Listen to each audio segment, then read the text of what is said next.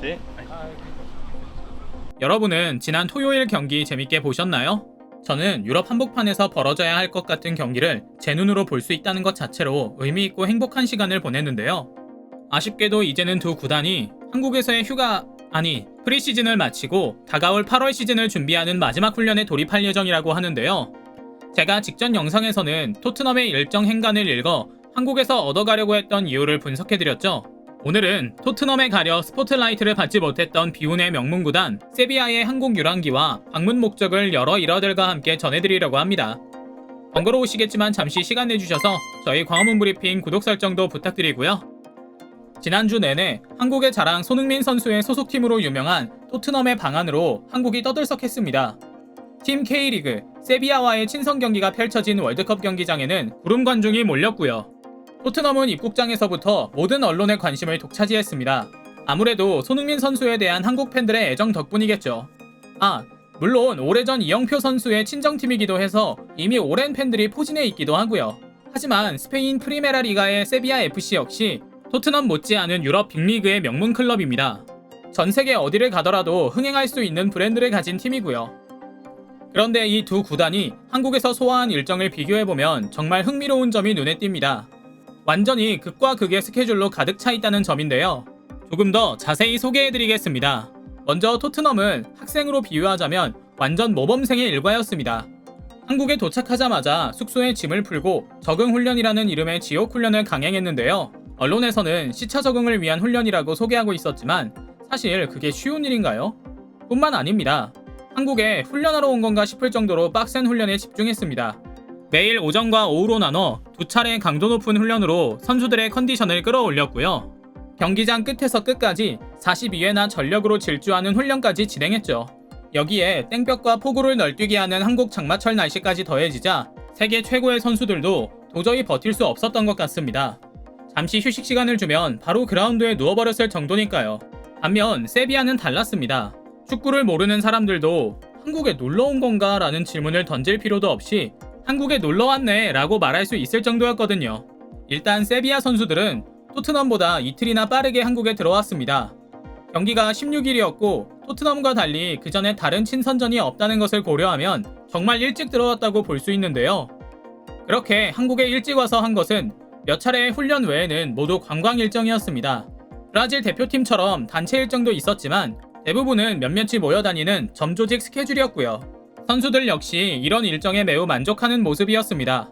구단과 선수 모두의 SNS가 난리날 정도로 입국 전부터 흥분의 도가니였죠. 이들의 행보는 숙소 선택에서부터 갈립니다. 시작부터 토트넘과 다른 셈인데요.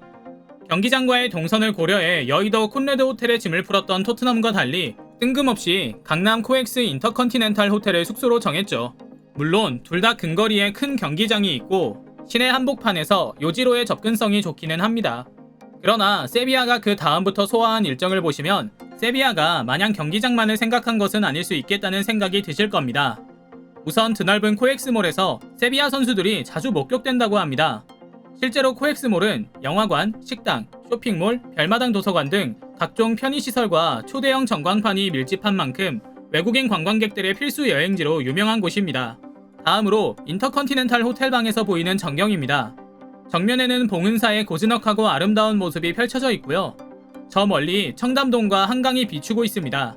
반대편에는 서울 강남 도심의 화려한 스카이라인이 자리 잡고 있고요. 사진으로만 봐도 참 멋진 곳이라는 생각이 들면서 선수들이 조금 부러워지죠. 입국 다음 날부터는 본격적인 한국 관광 일정을 시작합니다. 주장인 헤수스 나바스와 수비수 마르코스 아쿠냐는 한국 문화체험의 필수 코스인 한국어 교실에 참여합니다. 서양에서 한류 붐이 일어나기 전인 2015년부터 이미 한국에 푹 빠져있는 스페인 가수로 유명세를 떨친 루시 파라다이스를 특별 선생님으로 모셔 한글 자음과 모음의 원리, 소리 등을 익혔다고 하고요.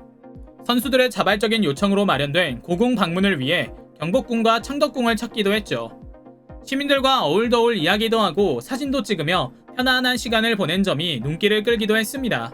선수 중 일부는 K-팝 체험센터에 방문해 BTS의 노래 버터에 맞춰 아이돌 댄스를 배우기도 했고 팀 공식 응원가를 한국어로 녹음하기도 했습니다.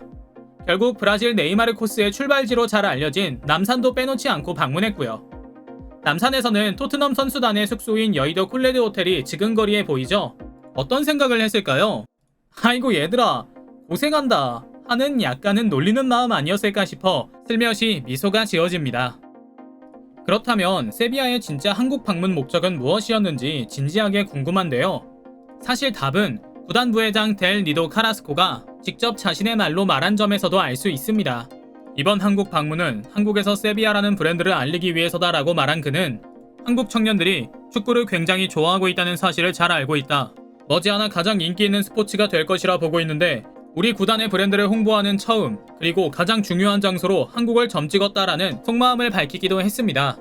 사실 이런 대대적인 해외 투어는 구단과 팬들의 전폭적인 지지가 없다면 절대로 일어날 수 없는 행사인데요. 세계적인 선수들과 구단 경영진까지 총집합한 세비야 역시 처음에는 반신반의의 심정으로 한국행 비행기에 올랐다고 합니다.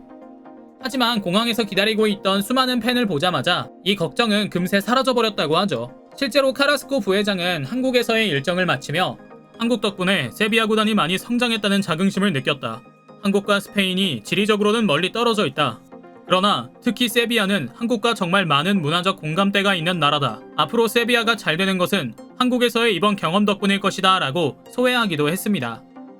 이 발언의 의미를 더 깊이 이해하실 수 있게 잠시 토막 지식 전해드릴게요.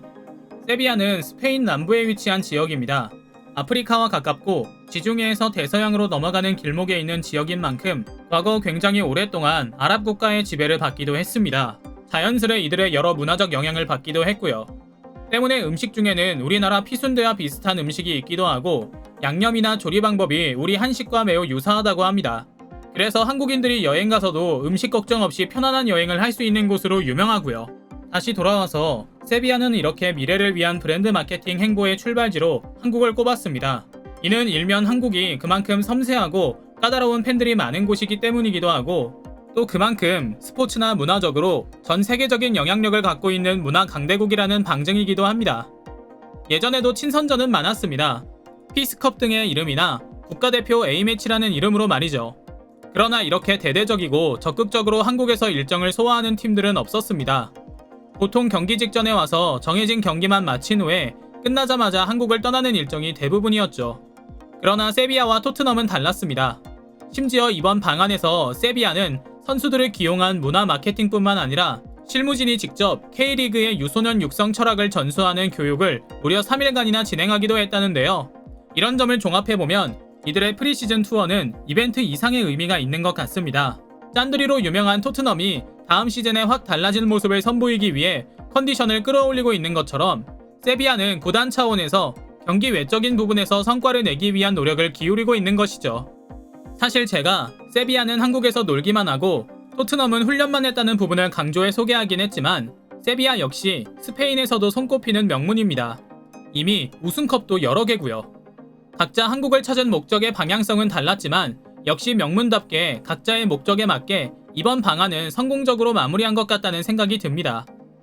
바쁘시더라도 저희 광화문 브리핑 구독과 좋아요 부탁드리며 세비야와 토트넘 선수들이 한국 문화, 한국인과 한국의 여름의 기억을 행복으로 가득 채워서 돌아가길 바랍니다.